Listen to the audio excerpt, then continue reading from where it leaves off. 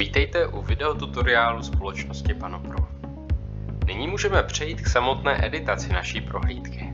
Dáme to tím způsobem, že klikneme na tlačítko editovat a přesuneme se jakoby do prohlídky, jen s tím rozdílem, že máme na pravé straně paletu funkcí, které pro editaci můžeme používat. My si nyní vysvětlíme, jak základně tyto funkce používat. Tak nejprve tu první. Funkce startovací lokace. Tento prvek nám umožňuje, abychom návštěvníka prohlídky přesunuli do konkrétního námi vybraného místa v prohlídce, kde prohlídka začne. V horní části prohlížeče vidíme možnost si promítnout náhled, tak jak to návštěvník vidí. Startovací lokaci můžeme změnit tím způsobem, že si v prohlídce nastavíme požadovanou kompozici a zmáčkneme tlačítko Set a potvrdíme.